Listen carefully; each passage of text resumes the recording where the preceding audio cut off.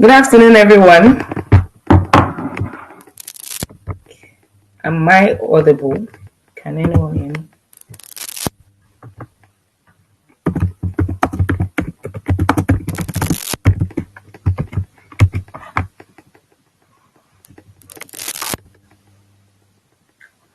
Hello, everyone.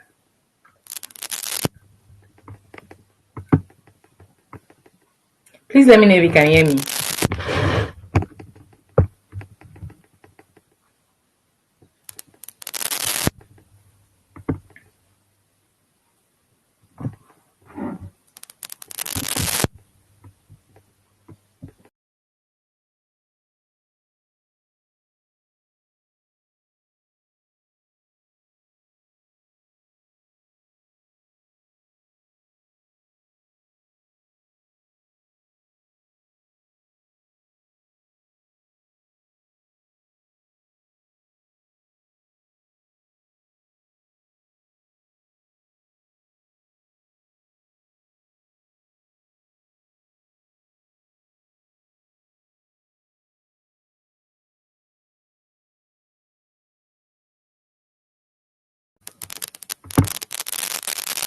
Okay, someone has confirmed I'm audible. Good afternoon, everyone. Welcome to today's session where we'll be discussing management of common emergencies in pediatric surgery. Dr. Sayomi has kindly agreed to teach us this topic today. He also taught us a couple of weeks ago on the principles of pediatric surgical care. The catch-up content is available on Medal for those that are interested. I will be handing over to him soon so we can kick off. Hopefully, more people will join. And just to add one more thing, we'll take questions and comments at the end of the session. Thank you, everyone, for joining us. Just give me a minute. I would add Dr. Shayomi to the stage.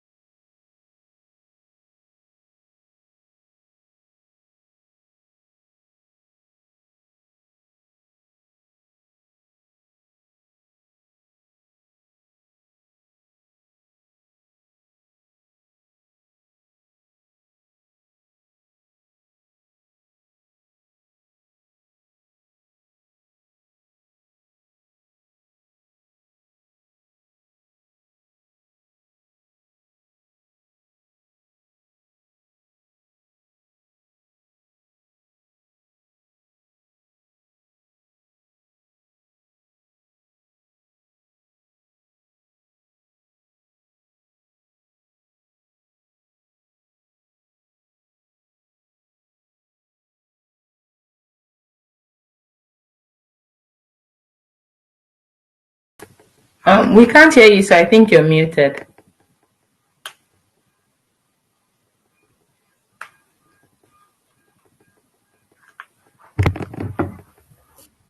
All right. Good afternoon. Good afternoon, sir. Sorry, it's a bit dark in here. You just have to bear with me. Power failure.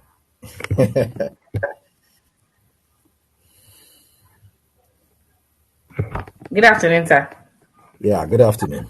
Yes, thank you again for agreeing to teach us.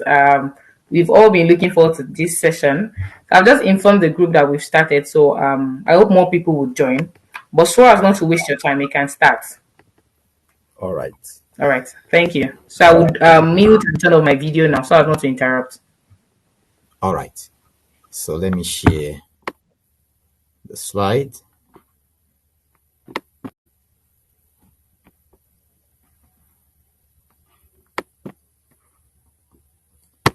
All right. Am I audible and am I the slides being seen? Yes, both questions, sir. What I said, can you hear me? And is the slide visible? Oh, yes, I said yes to both questions. I can hear you and I can see the slide. Okay. Yeah. Thanks. All right. All Good right, thank afternoon, colleagues. Today I'll be discussing the management of common emergencies in pediatric surgery. I'm Olayinka Sayomi. So we just take it through the following outline, and as much as we can, we'll try and finish this. So we will be looking at this from two aspects. But first, let's look at what emergencies are. These are sudden, unexpected events that put the health of a child at risk. And when talking in terms of pediatric surgery, the emergencies falls into one of these four, or a combination of those four groups. It could be an obstruction, an ischemic event. It could be perforation or bleeding. Whatever emergency you can think of in surgery, generally speaking, will be any one of these four. Now, it's not as though these items are mutually exclusive. Each one may interact with the other, or each one may lead to the other one. For instance, a child with an obstructed hernia can have it strangulate, that is, the blood supply to the testes or to the intestine that is herniating could be compromised. That is ischemia.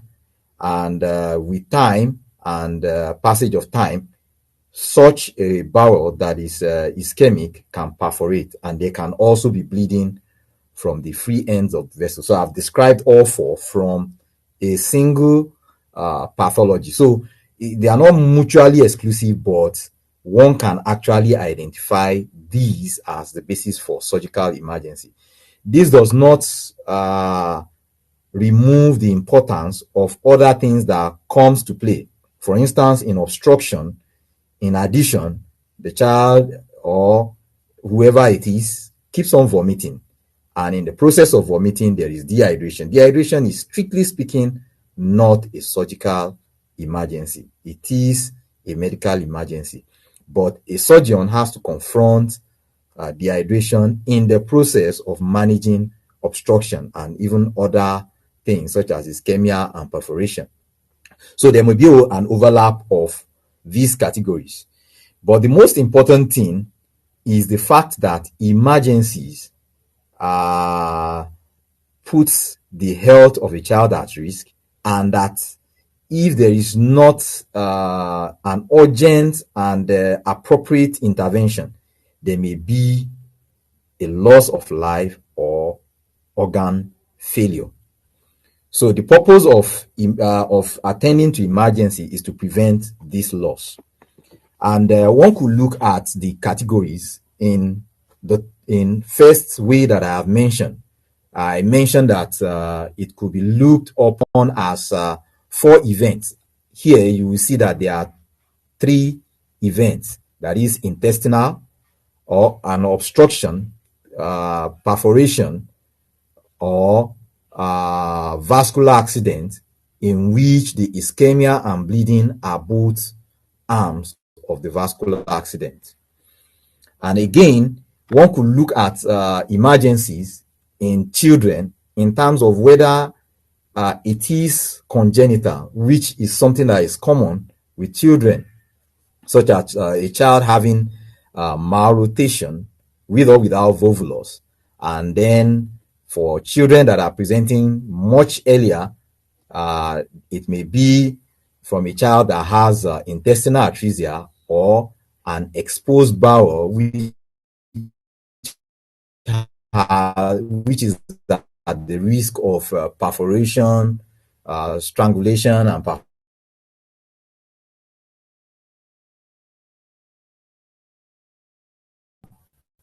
takes precedence. And then there is also infective one and vascular origin. So these are all categories of these emergencies that one can take a look at. That's good. So in terms of the age, one can look at the different presentation. one could present in the neonatal life with several things, notably of which I have highlighted in red. The esophageal atresia, and which we'll be talking about later on. There is also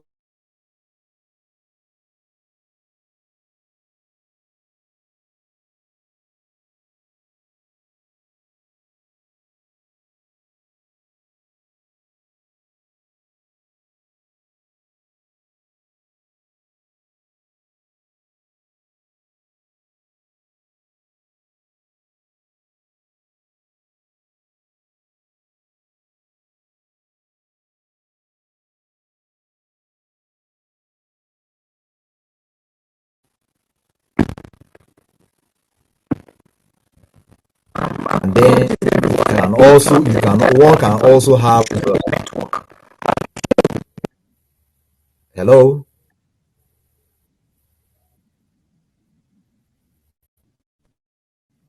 Oh, sorry. Am I being heard? Yes, you are, sir. Yes, you are. We can hear you. Okay, good. All right. All right, good.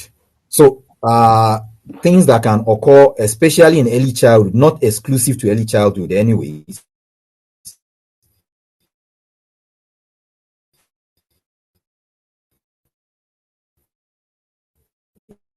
includes corrosive or caustic ingestion and foreign body ingestion or aspiration,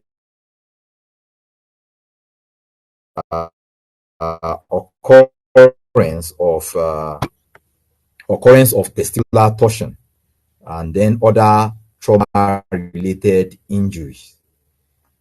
Other possible presentation are things that we've discussed earlier in the other two previous slides: intestinal obstruction, peritonitis or perforation, ischemia. There could also be airway obstruction or bleeding from any emergencies in pediatric surgery. And therefore, the first priority is resuscitation, because for a child, they start by giving small warnings, and when they come with those symptoms, one needs to prioritize the resuscitation of such a child. And the first thing to take care of is the hemodynamic stability. By that, I mean the cardiovascular status. Patient must have adequate circulating volume, which is able to carry the second part, which is oxygen, which is able to carry oxygen around the body. So there should be adequate oxygenation. So hemodynamic stability is typically achieved with IV fluid repletion. If there is need to transfuse because of anemia, one needs to transfuse. And for oxygenation, once one has checked and the oxygenation is not adequate enough, one may need to give supplemental oxygen, and then one needs to give analgesia to make the child comfortable, and then also to be able to know the adequacy of the resuscitative efforts by way of reducing vital signs like pulse rate, which normalizes after one has resuscitated adequately and taken care of pain. And then one needs to monitor adequately. That is by repeat examination. One needs to repeat examination, skin toggle, pulse rate. These are all things that one needs to continually monitor and check to see if it is adequate enough so as to go back to resuscitate if need be. And then in many emergencies, nasogastric tube may be necessary as well as urethral catheter. It's not in all, but these two are also very important in monitoring.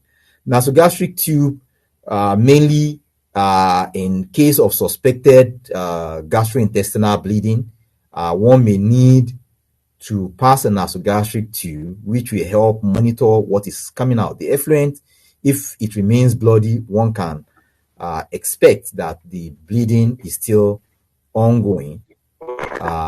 And in terms of the urethral catheter,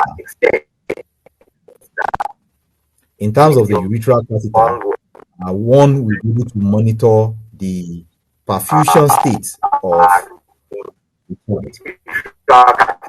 Now, the other is diagnosis, which is like as usual.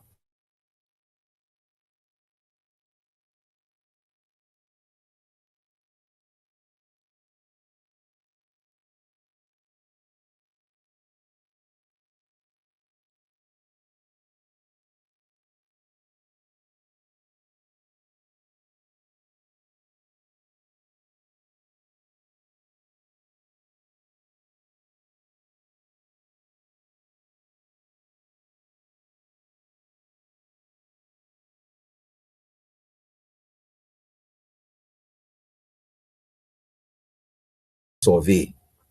I deliberately did not say anything about that because what we are focusing on is with respect to all emergencies. Not all emergencies will require those the primary survey, and in fact those ones are usually for trauma, which is a subset in this, and that's the reason why we are using this format.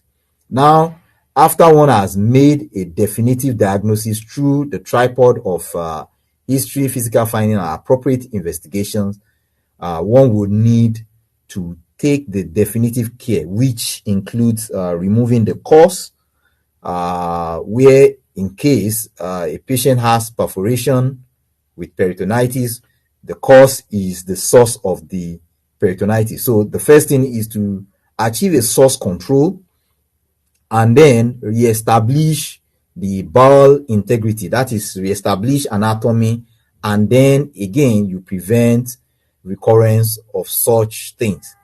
And then in the post-operative care, one is to watch to make sure that one pays attention to feeds and fluids. In other words, one needs to make sure that the patient gets, before they are able to feed, the adequate fluid for each day, which can be calculated based on the 4-2-1-1 rule or the 100-50-20 rule. So these are things that matter that one needs to do. So you need to replete fluid, you need to give maintenance, and also you need to take care of calories. And that's the reason why one needs to give adequate calories per day, which typically one would depend on the weight of the child. Usually we use 10% dextrose in saline, in a fifth strength saline. That's typically what we do here in my own center. But again, one needs also to take care of feeds, that as soon as the child is able to, one needs to start the child on feeds, because it's very important that once the gut is functioning, please use it. It has a lot of advantage, prevents bacterial translocation, also helps in maintaining the health of the intestinal mucosa, notably the epithelial layer. It maintains the integrity of that one. And then in the post-operative period, one needs to pay attention to analgesia. Analgesia is very important, and one cannot overemphasize the importance of analgesia. For instance, in patients that have upper abdominal, and thoracic surgeries. Analgesia is very important to help them to breathe, and this will prevent them from having postoperative atelectasis, because a child that is in pain will not want to breathe, and this put them at risk of atelectasis, which can progress to give the child pneumonia. So these are all things that one needs to do, and then if there is need, one is to place on antibiotic and appropriate organ support. For instance, for someone that has say cardiovascular collapse, or that has shock, one may need to give inotropics to support until the heart can restart its function, or even for those with acute kidney injury during the immediate postoperative period, or maybe preoperative, one needs to support the renal system. One may need to do hemodialysis to support the child until the renal system can start functioning back. Even the oxygen that we give to patients is very, very important in the postoperative period, and ideally all patients that are postoperative should get supplemental oxygen to support in the immediate postoperative period. Now, more importantly, after the acute phase of emergency has gone off, patient has adequate postoperative care, one may need to give nutritional support, and if there is need, one need to continually support the organs that are fledgling, and then such patients will require follow-up.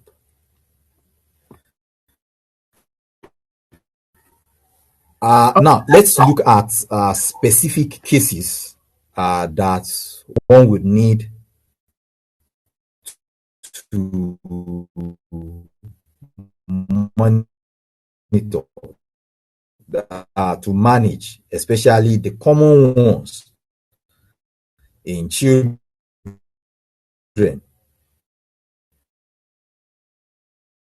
in their care. The first one we'll be talking about is esophageal atresia. And this is a condition in which there is discontinuity in the Dr. Sayomi, I'm so sorry to interrupt. So we can't see the slide. Sorry about yes. that. Okay, we can see it now. Thank you so much. All right. Yes, we can see it now. Can you still see it? All right. Yes, I can. Yes, we can. So thank you. Good. You're welcome. So esophageal atresia is something that one sees, not so common, but the problem with it is that when one does not take care urgently, the likelihood of death is more. So esophageal atresia typically present in the neonatal period, and they usually are classified into varying types, and that's the reason why I put that usually there, because there are obviously some of the spectrum as classified by Gross in 1953. Can you see the slide here? So is the topmost of this classification. The classification that you can see here includes that of Gross, Votes, and Ladd, which are all important, but the one that is most widely used, especially by pediatric surgeons, is the Gross classification of 1953. And the first type is Gross type A, which is the pure atresia, has a proximal atresia and a distal atresia. Usually it's long gapped, have a presentation that is typical. And then for Gross type B is the one that has a proximal fistula with a distal atresia,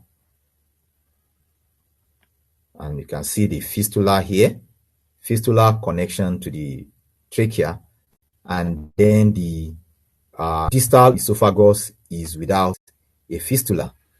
So this type is not so common. It just occurs in 1%. You can see the incidence on the second line. And this type is actually very rare to see in living patient. Maybe in autopsy, one will find it because anything that the child gets fed with goes directly into the lungs and can choke the child. And then gross type C, which is the most common, 86%. I've seen most of these. I've only ever seen one or gross type A, the two most common. So the C is the most common, which is a proximal atresia with a distal tracheoesophageal fistula. And then a gross type D, in which there are separate fistulae from both the proximal and the distal atretic segment. And then a type E, in which there is a fistula between a continuous esophagus and the trachea. And then the gross type F, which is esophageal stenosis. So typically, such patients will present with frothing and choking of feet. So that's what they will typically present with, whichever type we are talking about. Even with gross type E and F, both of them will still present with frothing and choking on feet. However, the arrest of the nasogastric tube at about 10 centimeters from the tip of the nostril occurs only with the gross type A and gross type C, as we have seen earlier. With gross type D that has a separate fistula, one may not necessarily find, one may end up passing the nasogastric tube into the trachea inadvertently, either through the fistula or through the larynx. So one needs also to consider the fact that they may have associated anomalies. So one needs to, when doing a clinical evaluation, one needs to evaluate for this. Especially notable is the vactal anomaly. Vactal in terms of vertebral and rectal malformation, vertebral anomalies such as hemivertebra, vertebral agenesis, spinal bifida, whatever, and then cardiac anomalies, in which it could be patent ductus arteriosus, atrial septal defect, and the likes. And then the tracheal esophageal fistula, like we mentioned. Then they may also have renal anomalies or radial anomalies. It's not mutually exclusive. Both could coexist there. And the L is for limb. They could also have limb deformity in addition. So when such a patient presents, the first thing that one does is to pass a Repogul tube. And this tube is a double lumen tube that is able to vent the suctioning pressure into the atmosphere at the same time as you are suctioning. Because the typical problem that one will have when you pass a nasogastric tube into a hollow viscous is the fact that the hollow viscous tends to collapse. And then in the process of collapse, as it collapses, the mucosa gets sucked into the orifices through which the suction lumen makes it such that the outer lumen houses the fluid that is being suctioned, which is saliva of the patient, and then the inner tube is the one that now suctions it, but with space in between that is connected to the atmosphere. This allows adequate venting of the tube, and it will not catch mucosa. So you can suction continuously through a low pressure suction. And that way the child will be dry, the child will not have choking, the child will have, even as the child swallows the saliva, one is able to suction all of the saliva through the proximal pouch. And then one will also need to evaluate further, which is to take a babygram with a tube in situ. That tube will have, typically the repogo tube will have a radiopaque line on it. Now there's an adaptation that is being used in Ilorin. It is called an Arise tube. It was designed by Professor Abdurrahman.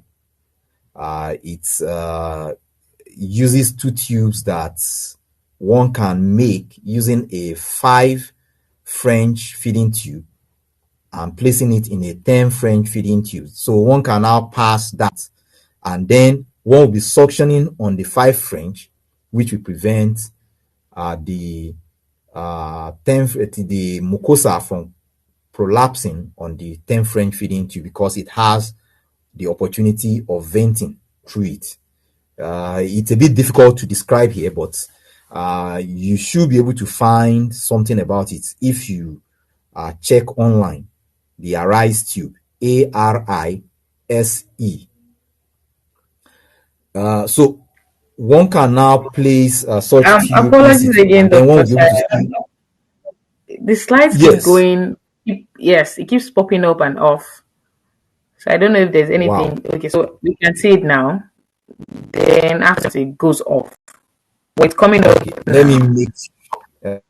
me see if I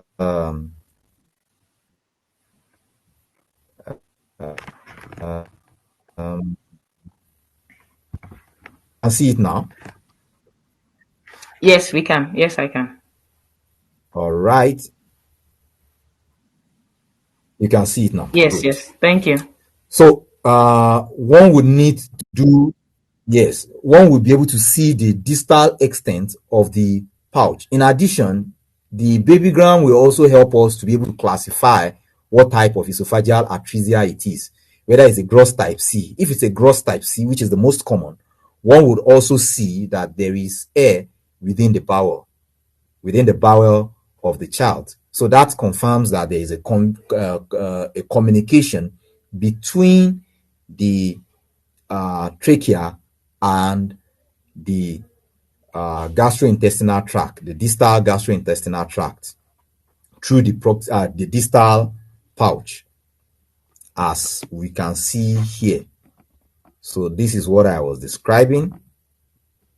So if there is no connection with this one, then the only way air can get into the gastrointestinal tract is through the distal esophagus that is connected to the trachea.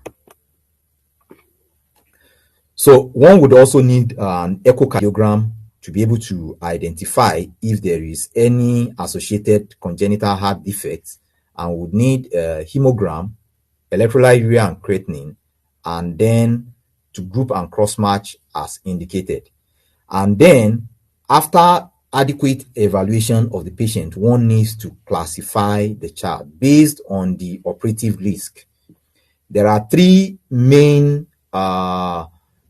means of classification, and these 3 are developed in sequence. It's not only 3, there are still other classification prognostic indices, but these are the commonest one. The oldest one of them is the Waterston. Waterston is based on weight, on the birth weight of the child, a birth weight of 2.5 kilograms or 2,500 grams, and then whether or not the child has pneumonia. And then the third criteria is associated major congenital anomalies. So those are the basis for classification, and one can see all 3 classes based on what is in here. I didn't put Spitz here, but Spitz is based on birth weight. The birth weight in the case of Spitz is on 1.5 or 1,500 grams. And part of the reasons why Spitz based it on 1.5 is because of the improvement with time on neonatal intensive care. That's the reason why 1.5 serves as the one that can be in Spitz classification or Spitz class 1. And then there is also, apart from birth weight, the second criteria in Spitz is that of a major congenital heart defect. So those are the two main criteria for classifying in Spitz. Whereas in the Montreal classification is mainly based on whether there is a ventilator dependence in the beginning of at admission.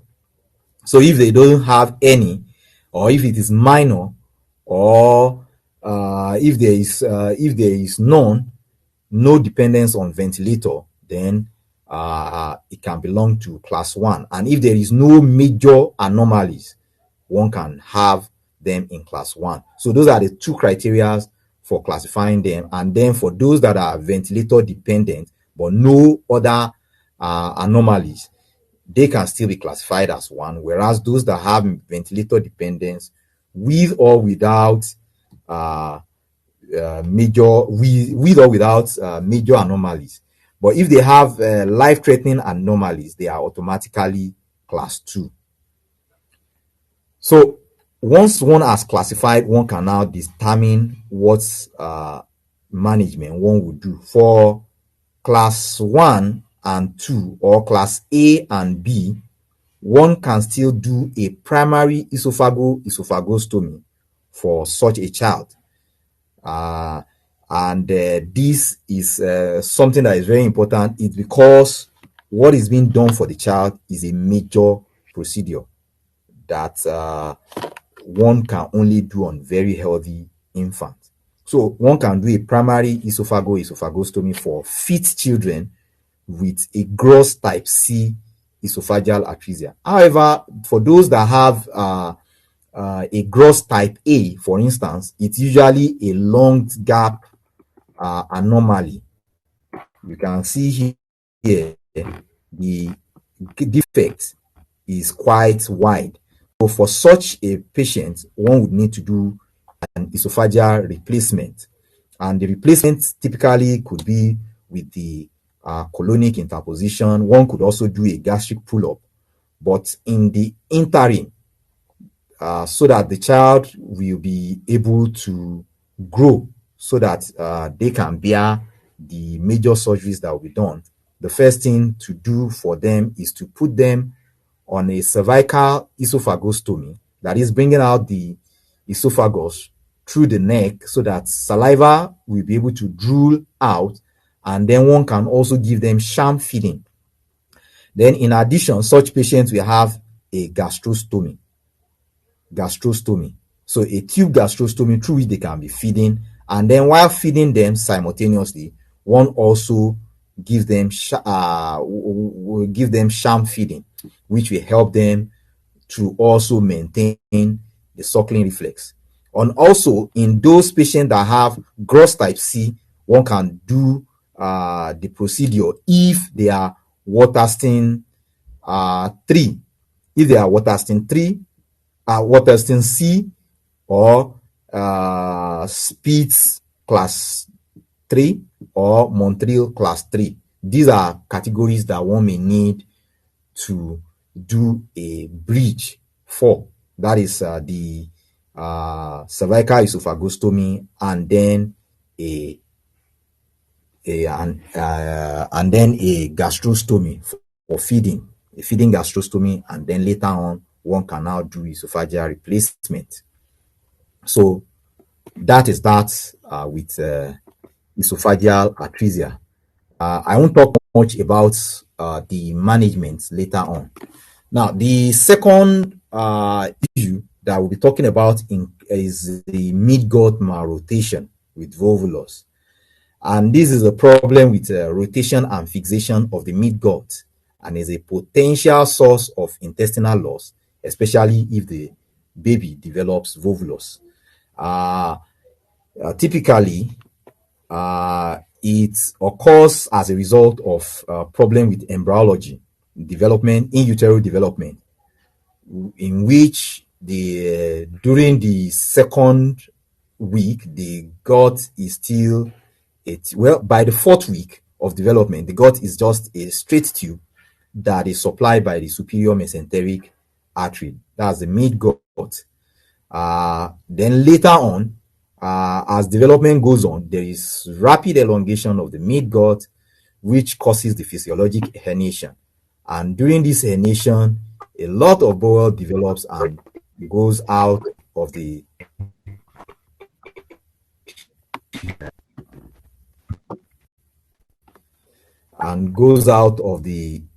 abdominal cavity into the hello.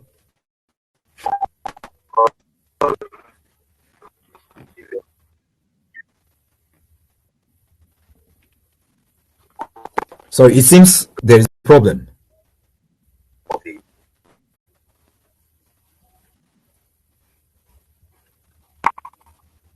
Hello? All right, let me just continue if there is no problem. So what happens is that during the 6th week to the 10th week, the bowel starts returning back into the abdominal cavity.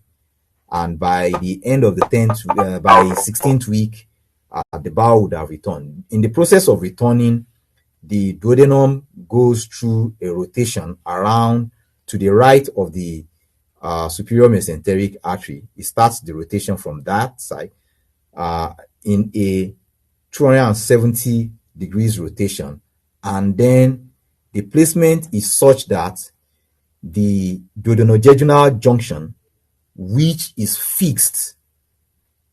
fixed point, will be in the left upper quadrant, whereas the ileocecal junction, which is also the fixed portion or the relatively fixed portion of the midgut, is going to be in the right iliac area, such that the axis is wide.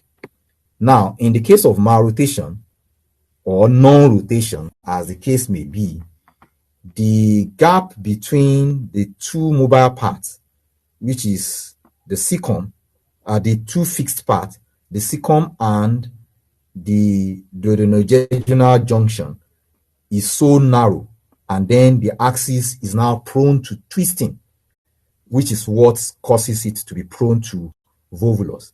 In addition, the lard band, which crosses the cecum, which comes from the cecum to the liver, is seen to cross and plaster over the duodenum, which can cause obstruction. And therefore, such a child will present with bilious vomiting. The abdomen is generally scaffold, and then they have poor growth, especially if they don't have immediate problem. If there is a volvulus, they may have bloody emesis or even blood in the stool, and they can have vascular collapse with abdominal distension, and then the anterior abdominal wall may have edema, maybe edematous. And the management is mainly resuscitation. Investigation should not be a thing that will delay intervention in the case of a child with bilious vomiting. Any child with bilious vomiting is suspected to have malrotation with volvulus until proven otherwise. So the most important thing is to rapidly resuscitate the patient to render hemodynamically stable, do the baseline investigation, especially the hemogram, electrolytes, urea and creatinine, as well as getting blood for the surgery, and then Such a patient will benefit from maybe an investigation such as plain radiograph. The thing to make diagnosis with is typically, especially if the patient is hemodynamically stable, is an upper GI series. Here we see an upper GI series. This is a 4-year-old boy that has recurrent abdominal pain and poor weight pain. And one can see here, this is after about 4 hours. And one can see here that the small bowel is essentially on one side. And then we have not even started seeing the large bowel fill because of the slow that is that. So the treatment essentially is the LADS procedure. LADS procedure is described by Ladd and William Ladd, and the steps include evisceration of the bowel, derotation if there is any volvulus, and then release of the Ladd band. Once one has released the Ladd band, one will want to widen the mesenteric base. This is done by dividing the anterior leaflet of the mesentery and then bluntly teasing away so that the mesentery is widened, especially the base of the mesentery.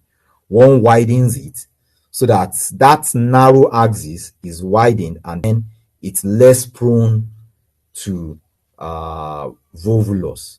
And then once one has done that, one needs to also do an inversion appendectomy. Inversion appendectomy. In this, the reason for inversion is because we don't want to convert a clean wound into a clean contaminated wound, because by doing a conventional appendectomy, one will have to breach the lumen. But this is done by placing a purse string at the base of the cecum, then devascularizing the vermiform appendix, and then using a lacrimal probe, push it from the tip of the appendix into the cecum. Because you have devascularized it, it will eventually slough off because it will get infected. But by putting a purse string at the base and you are pushing it into the cecum, it will slough off inside the intestine and the wound will not be in any way contaminated. So once one is done with this, the next thing is to return the bowel. First, the large bowel to the left and then the small bowel to the right, such that one will have the bowel that is in a position of non-rotation, and then the patient is okay. So the other emergency, especially in the neonatal presentation, is anorectal malformation, which is an absent or abnormally sited anal opening of the gastrointestinal tract. This is as a result of problem with the separation of the gastrointestinal and the urogenital tract. So what the pathology that the child has is intestinal obstruction, and they have a wide spectrum when we are talking about anorectal malformation.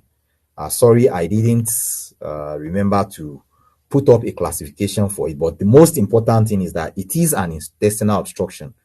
So how do we take care of this? The first thing is to pass a nasogastric tube, pass a urethral catheter, monitor urine output. The nasogastric tube, of course, is for decompression. Similarly, in patients with malrotation and volvulus, with or without volvulus. So one needs to pass nasogastric tube, and then you now give IV fluid, do other investigation. You need also to investigate against other associated anomalies, such as the midline syndromes like OIES, that is omphalocele.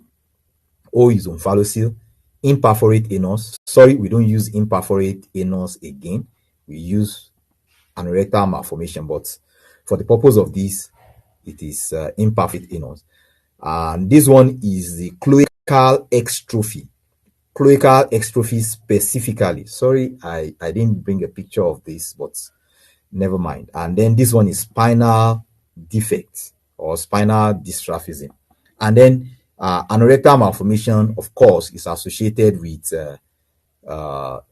vector anomaly like esophageal atresia and many other things. So once you have passed NG tube, you've placed on meal pump oral, and then you give IV fluid, you investigate appropriately, cross table lateral radiograph, which you can see here, which shows that one can see the distal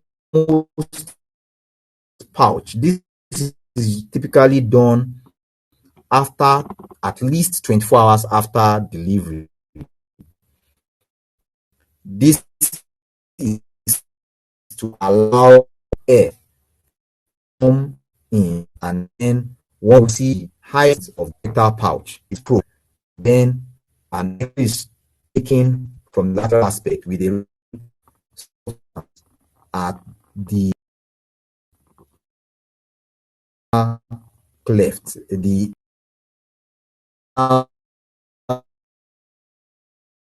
dimple that one can find, or at the very least, the part, the distal of the this is a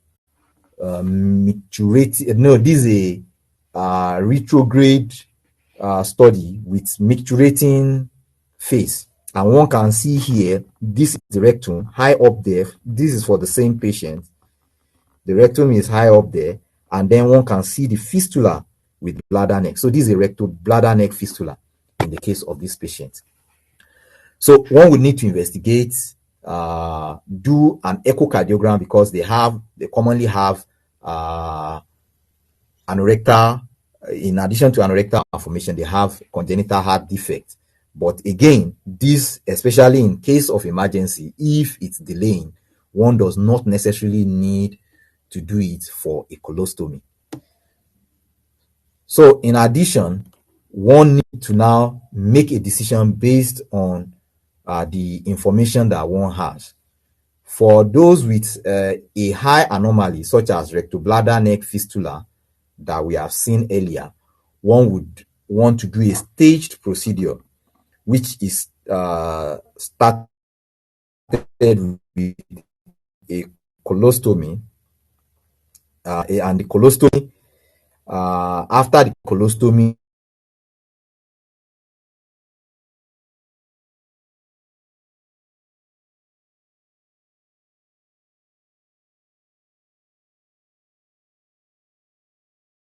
sagittal anorectoplasty, and then after adequately dilating the neo-anus, which typically is anytime from about 6 weeks post the PSAP, one can do a colostomy takedown for such a child. There are some subset of children that can have a primary anoplasty, or a primary PSAP, or a primary anterior sagittal anorectoplasty. This subset of children are those with a low anomaly and in the hands of an experienced surgeon. But for many surgeons, they prefer to do a colostomy first, a protective colostomy, then later do a PSAP after the child has grown older. So even the PSAP or ASAP, the ASAP is anterior sagittal anorectoplasty, whereas the primary anoplasty is fistula.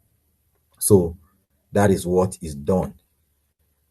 So this can also be early or delayed. For those that have a fistula with the exterior, one can do a dilatation so that once the child is decompressing the gastrointestinal tract adequately through the fistula, one can now go on to allow the child to grow. Typically, by the time the child is 6 months old, one can now do the PSAP or ASAP, as the case may be.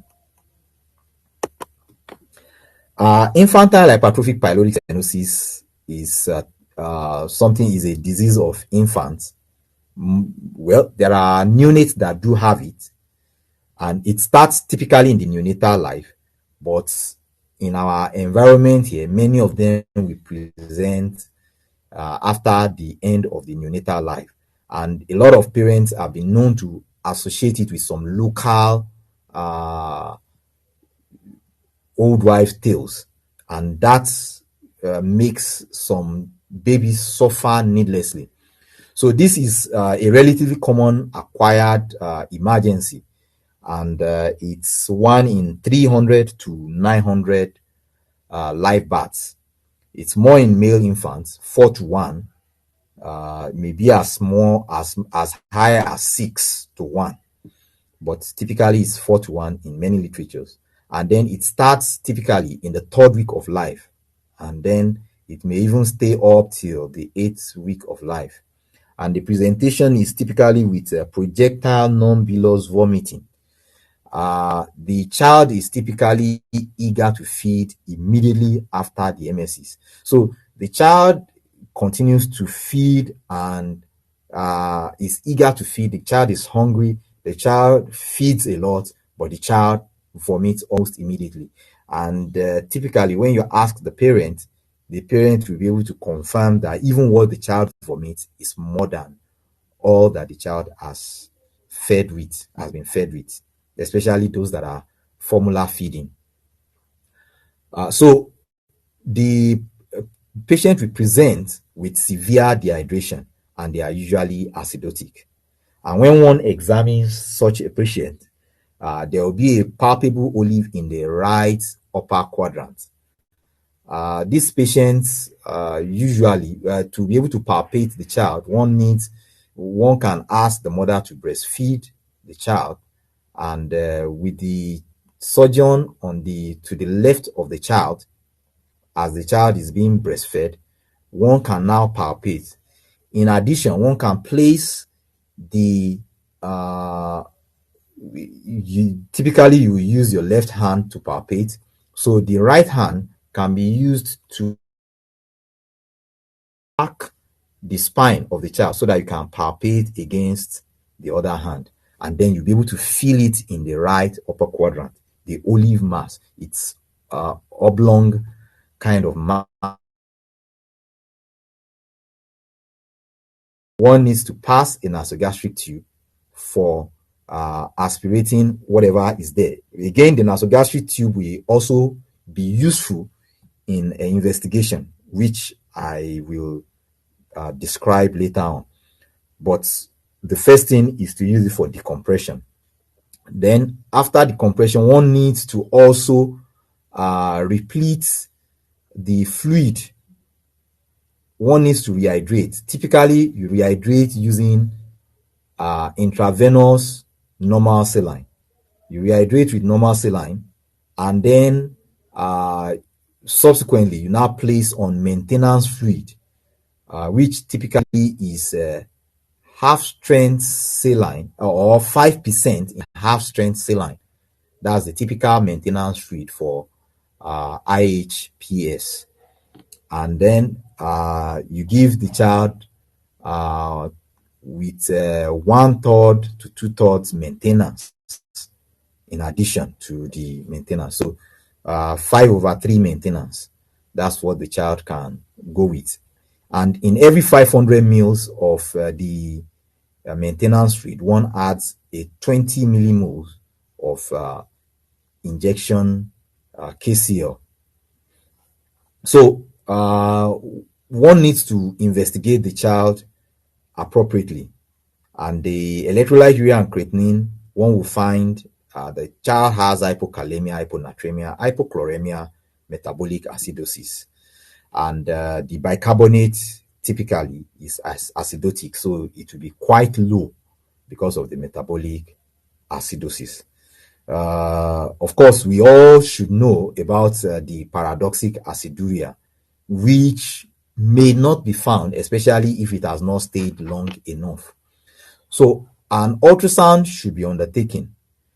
One of the things that ultrasound will help make diagnosis. And what one will find is an elongated and thickened pylorus. In addition, one can also instill normal saline through the nasogastric tube at the time of ultrasound, which will help to show, to demonstrate the pylorus better. So the priority of management, as I have said, is the resuscitation, in which one needs to rehydrate and then correct the electrolyte derangement.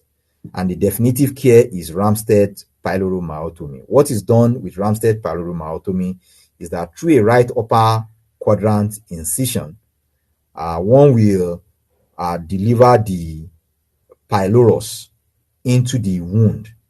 One can do this by identifying the omentum. You can now use the omentum to pull the stomach and then trace the stomach towards the pylorus, and then you can now deliver the pylorus into the wound using a Babcock forceps. And once the pylorus is delivered into the wound, one examines and confirms the diagnosis, then make an incision longitudinally, starting from the pyloric antrum, starting from the distal most part where the pyloric antrum ends. You make the incision up till the point of the vein of Mayo. So after making the incision, one would now further do a blunt dissection, either using the blunt end of the Bad Parker handle to further open it, or one can use the curved part of the artery forceps to spread it further, or a pyloric spreader. This can also be done using laparoscopy. So child can typically start feeding within 6 hours after the procedure, and typically the child is started on glucose containing fluid. You can use 5% dextrose water, or you can use a specific fluid which is known as Paediatic. You can use Paediatic. You can feed the child with Paediatic, and once the child is tolerating, you can graduate further until the child is able to tolerate well orally. Typically, they are discharged within 1 to 2 days post-operative once they are tolerating oral. Such children can vomit a bit more even after the surgery, but that's not to worry. One can still reassure the parent that the emesis will stop. Sorry, I may have to move faster now. So intussusception is the telescopic invagination of part of the bowel into an adjacent bowel, and it's a commonest cause of intestinal obstruction in infants and toddlers. Typically, these are children 3 months to 3 years, and they have bilous vomiting, colics, which by that I mean they cry episodically and they do a rhythmic movement of the lower limbs like they are kicking or riding a bicycle, and then they pass a bloody mucoid stool, which is typically described as a coriant jelly stool. And the babies are typically well fed, and they will have dehydration on presentation. They will be tachycardic, and then one may see them in discomfort intermittently. When one examines the abdomen, there may be distension with a palpable mass, and then when one examines the rectum, there may be bloody mucoid stool. Abdominal ultrasound scan will typically confirm the diagnosis. Occasionally, even when one does the digital rectal examination, one may be able to palpate an intussusception that is about to prolapse through the anus. So Once an abdominal pelvic ultrasound scan has confirmed it, one needs to resuscitate the patient. Typically, that is not done only after the ultrasound. One should resuscitate the patient first before ultrasound is done. Then, at ultrasound, one will find a target sign on a transverse section or transverse view and a pseudo kidney sign on the longitudinal view. And then one would need a full blood count, electrolyte, urea, and creatinine, and then to group and save a unit of blood in case one needs surgery. So after patient is adequately resuscitated by fluid and electrolyte repletion, then one passes NG tube also, and then monitor the urine output through an indwelling catheter, as well as place on antibiotics because of possible bacterial translocation. One can take care. The standard of care is by an enema reduction. The enema could be by air or barium, and you monitor that using fluoroscopy. Again, it could also be by saline. When using saline, one can use an ultrasound scan to monitor the progress of the reduction. If there is failure of reduction of the enema by enema, then one would need to do an operative reduction. And typically, this is what you will find when doing operative reduction. You will note here that you have a dilated proximal bowel. You have dilated proximal bowel, which you can see these are small bowel, and then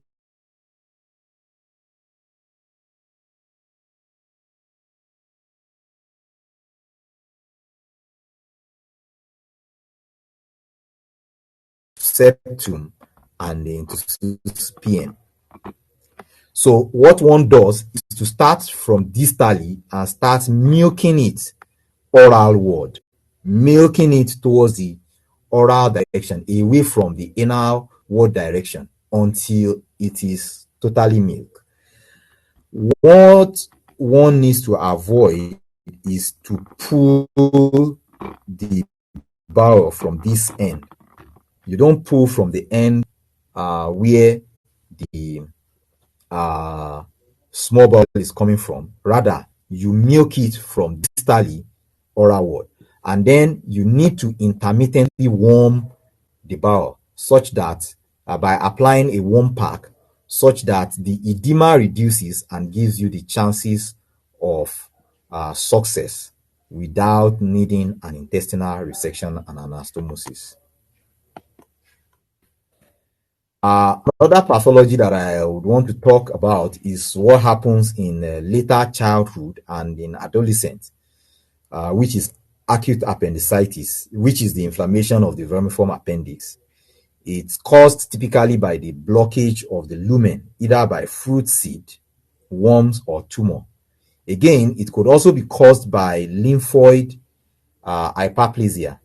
So when the lymphoid follicles within the wall of the appendix is hyperplasia, this will reduce the drainage of the appendix and causes that obstruction. Again, it could be a fecolite, an inspissated fecal matter that is blocking the lumen of the appendix.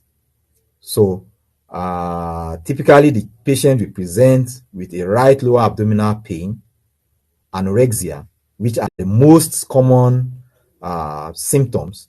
Anorexia is almost invariably seen in acute appendicitis. And then they may also have nausea with vomiting. The vomiting is typically once, except if it is complicated. Then again, some children that feed from psychological, despite the anorexia, they still try to feed. Such children will still vomit.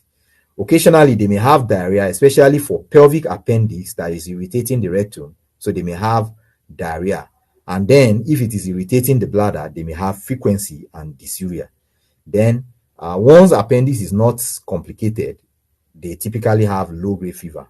So when you examine, one will find a low-grade pyrexia.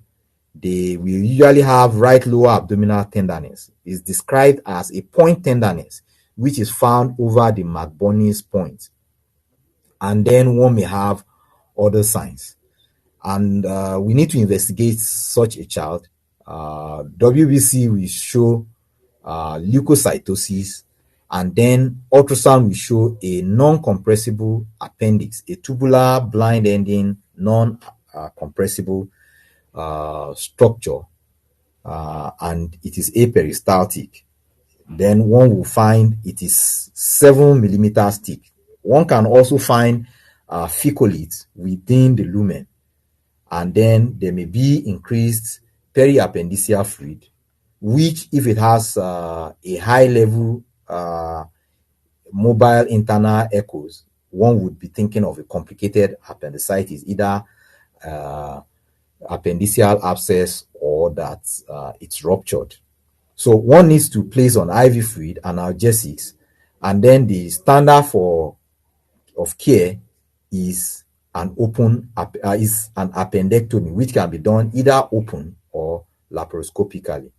Occasionally, when it's complicated, some believe that one should do a non-operative treatment, that is, place the child on near per oral, measure the width, or mark the area in which the mass resides, place on IV fluid, analgesics, and antibiotics, and then observe over days to ensure if the mass is reducing or not, if the pain is not worsening, if there is no fever. So these are done in the Ochsner sharing regimen.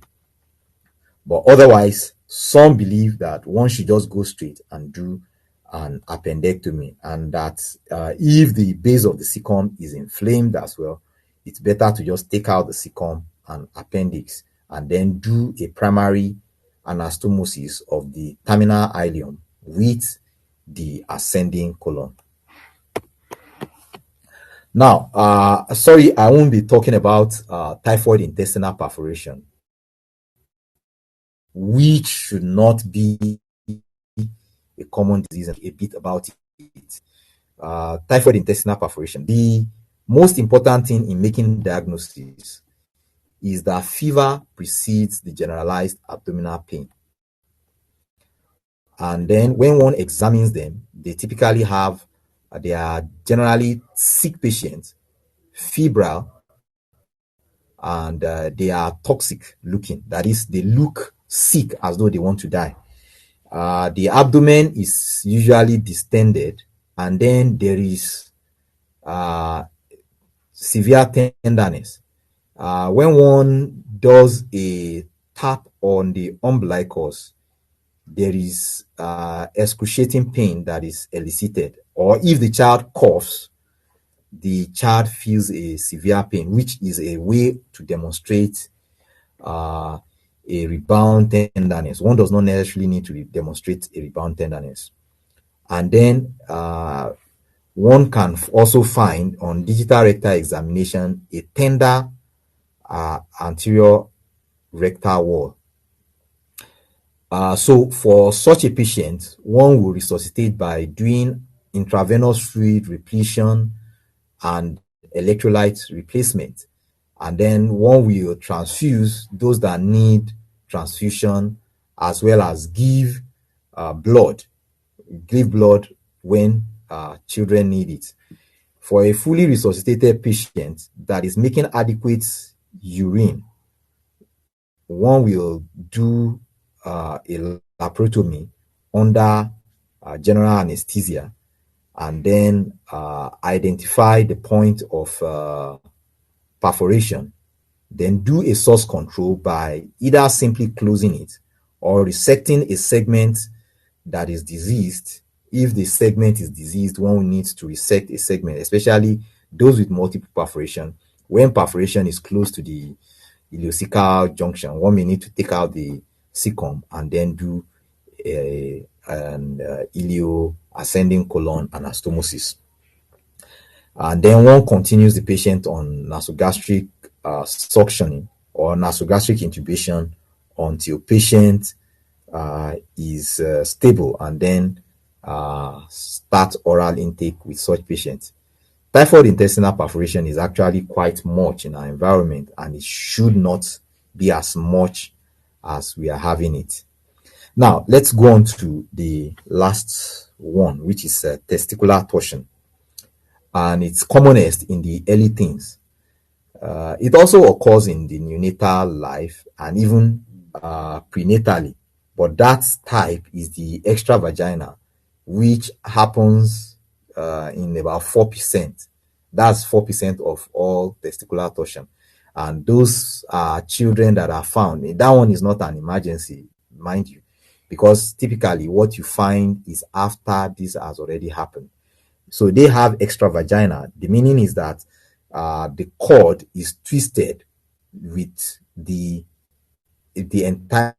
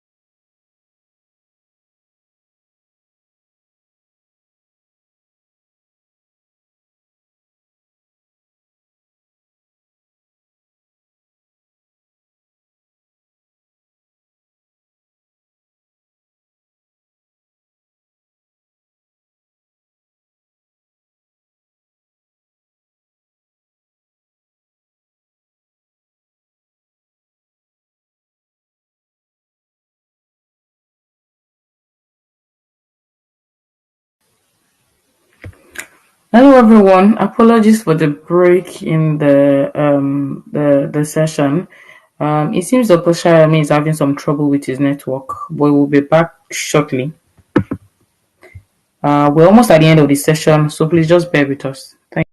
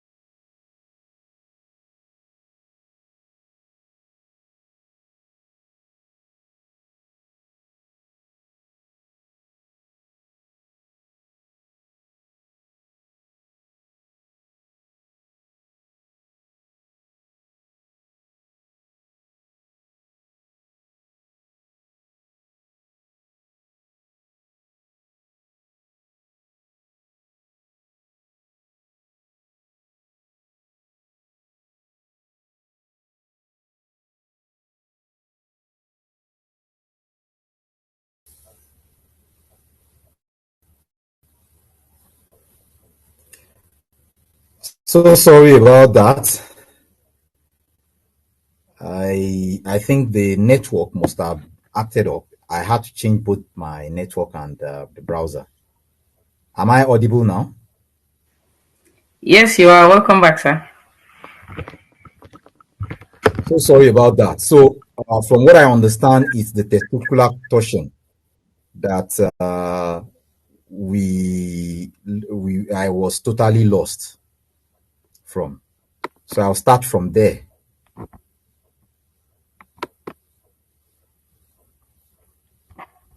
Um,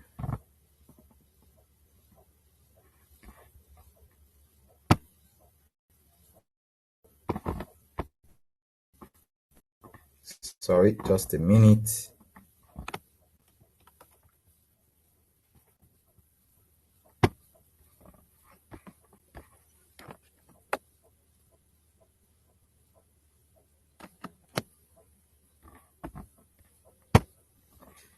Sorry, just a minute. I'll be back on.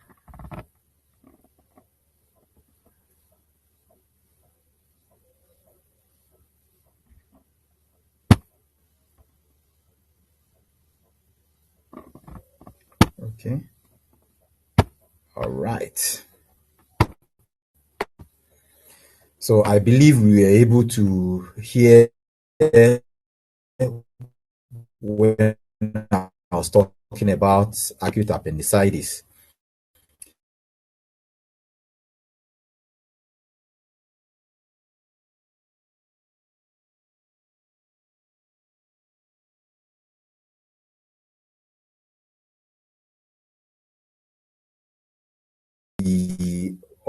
The testis is horizontal line and makes it prone to rotating around it like the clapper inside a bell. And this deformity is usually bilateral. Again, trauma to the testis can uh, be a predisposing factor. So typically the patient presents with sudden onset of testicular pain. There may also be ipsilateral pain to the groin, in the ipsilateral pain in the groin, and then the patient may also have a lower abdominal pain. The child will typically be restless. We have a high riding testis that lies horizontally, and usually one will find cremasteric reflex absent, and Pren sign is negative. Pren sign I described as the Pren sign, positive Pren sign is seen in acute epididymocarditis, in which when you elevate the testis, there is relief. But when there is no relief, when you lift up the testis towards where the cord is, then Pren sign is negative, and you assume that the patient has testicular torsion. There is a need for urgent scrotal exploration. Again, one may even be able to palpate the cord and find that it is nothing, but the patient will usually have pain. So one needs to give pain relief while waiting to get the child to theater. But getting the child to theater is the priority. No investigation should delay the child from getting to the theater. And the priority is to make sure that whatever it will take you, you get the child to theater within 6 hours. And what is done is that one detorts the testis. What one does is to do it like opening a book. So for the right testis, one does it in a clockwise fashion. In a counterclockwise fashion. Whereas for the left, you do it in a clockwise fashion. That's what you do. For the left is clockwise fashion. For the right, it is counterclockwise. And after achieving the torsion, one will do orchidopexy of both the side that had torsion and the side that didn't have torsion. Now, there are certain scenarios that one may encounter when doing a scrotal exploration for torsion. Number one, one may find that the testis is dusky and may look as if it is not viable. And the thing to do with this is to warm it, and after warming, one needs to look at it again. The testis should have a certain sheen. It should be shiny, and then it should also be pink, or at least it's not going to be really pink. It's going to be pale. And then when you incise on it, you should see punctate bleeding. So if any of these things are absent, especially if what is coming out is just dark blood that is pouring out, then one knows that such a testis has gone gangrenous, especially if it looks as if it has liquefied. So one may need to do orchidectomy in such a case so as to prevent sympathetic osteopathy. So this is what is done for testicular torsion. So to conclude, I'll say these emergencies are quite diverse, and they are potentially fatal to individual organs or even to the patient himself. And one needs to prioritize resuscitation and careful attention to patient's response to the care so as to ensure that the patient is fit enough for the intervention. Timely intervention after hemodynamic stability is achieved will ensure a good outcome of care. Thank you very much for listening. You can also consult these textbooks for further information. Thank you very much once again. Thank you so much, sir. We can't see the slides though for the textbooks.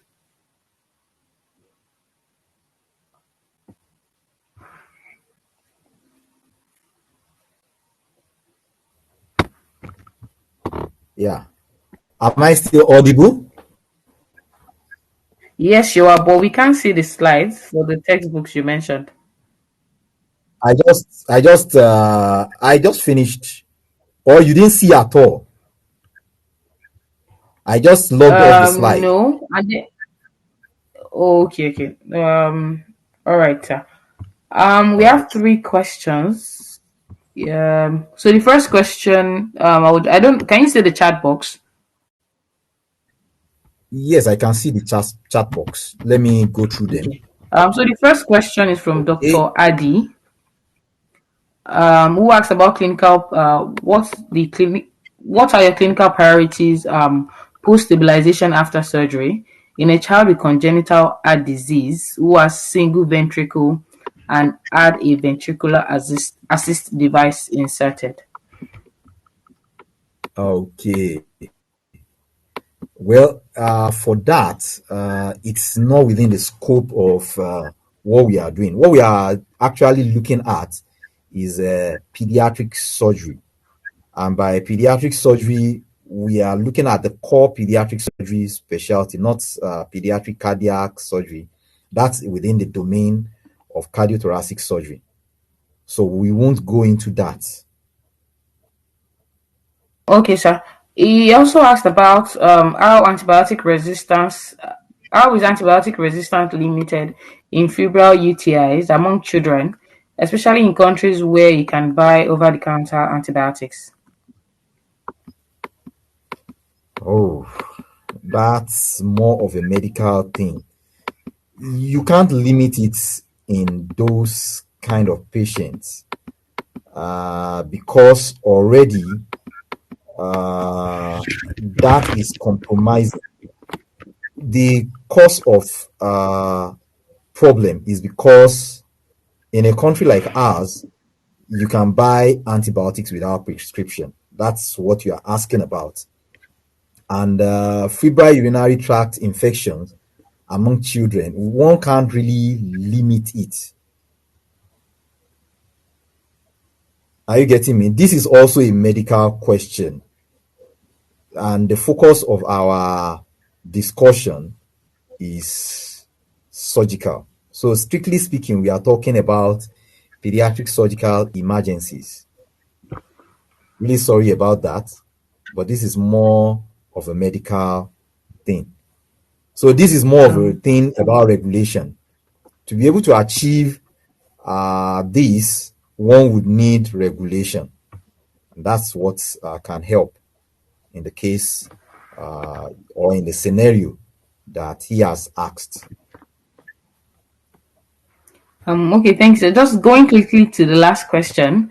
Does steroids such as dexamethasone play any role in reduction of intussusception by enema? Well, I haven't come across that. Typically, what we do is we use warm saline, whatever we use, especially when you use fluid enema or liquid enema, it has to be warm. The warm will help improve the circulation, and then by so doing, it is also going to help in allowing the edema to resolve faster. So that's the mechanism by which it happens. And more time than not, the enema is effective in reducing intussusception. So use of steroid like dexamethasone, again, dexamethasone is going to take a while before its action happens, especially in reducing the edema. I think there are 2 new messages. Well, those are no questions though. Okay, there are no questions. Thank you very Just much. comments, yes. Thank you so much for this session today. Thank you. For everyone, thank you so much for being so patient. There are feedback forms that you can fill so you can access the certificates. Thank you again, Dr. Sayomi, for this session. The catch-up content will be uploaded on the Medal platform so we can all have access to it later. Thank you so much, sir. Thank you. Thank you for having me.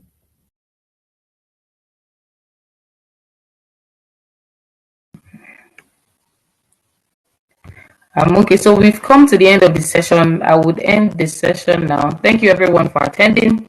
Please fill the feedback forms so you can get your certificates. Thank you so much.